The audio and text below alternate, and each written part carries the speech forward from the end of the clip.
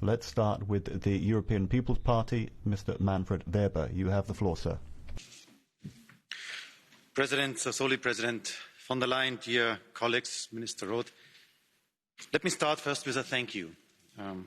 Your State of the Union speech today marks also the end of the first year in your mandate and the mandate of all of us.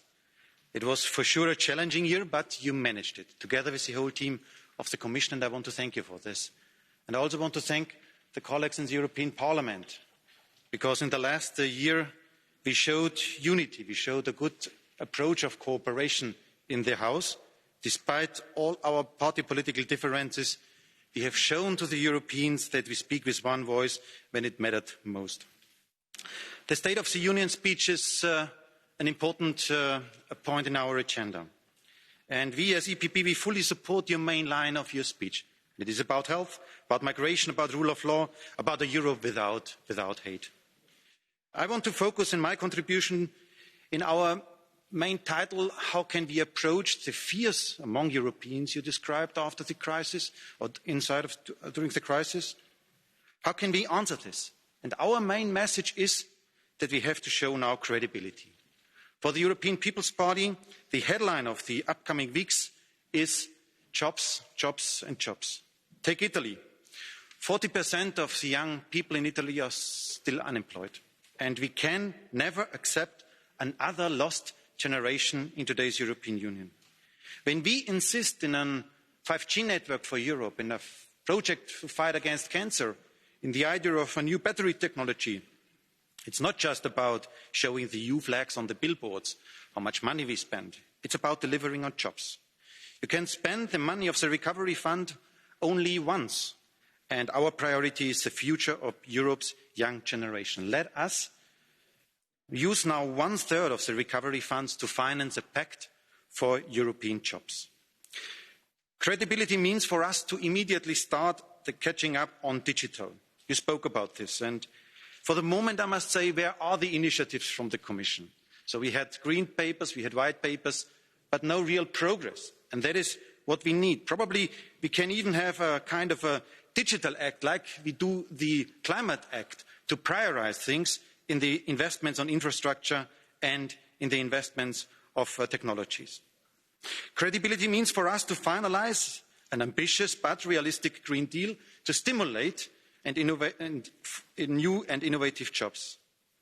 Credibility means for us a screening of all EU legislation to check if it stimulates jobs or not. Now it is again time to cut bureaucratic burden and to reinforce the single market.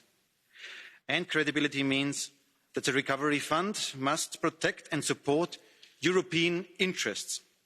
And let me be frank, not Chinese ones. That's why we need clear rules, no money from the European taxpayers in the pockets of state-owned companies from China. And dear colleagues, the second point I want to underline. One is jobs, and the second is about the external dimension. Because credibility means we have to speak with one voice in the world. Belarus and Russia.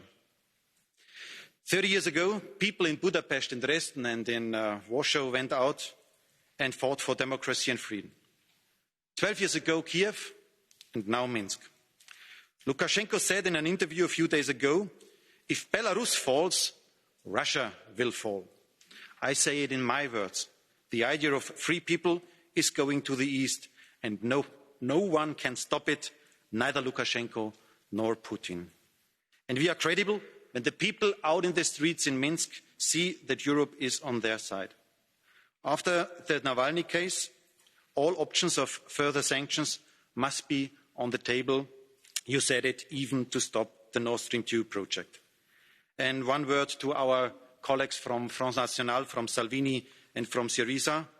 We are here to serve the European citizens. A true patriot is never Putin's puppet. And Turkey, dear friends, is the second subject for the external affairs. The Greek government is ready to accept for the gas dispute a judgment of the International Court of Justice.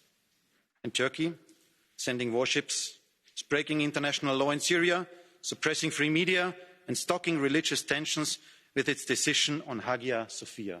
So I ask us, are we credible when Turkey is still a country who wants to join the European Union. I say no, that is not credible. And when Erdogan attacks our family, we, especially also the German presidency, cannot be a fair mediator. We have to be close on our friends in Cyprus and in Greece. That is why we are a union of values. And finally, on Brexit, here too, the need of credibility is really, really big. It makes no sense to negotiate a future agreement in the face of a British Prime Minister who is throwing out of the window the agreement that he signed himself.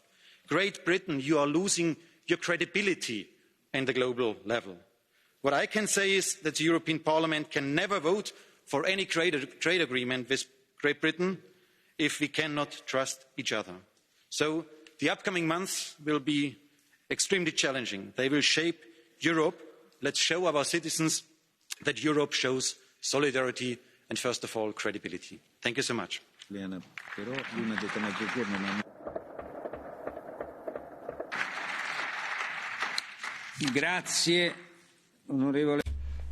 Thank you very much.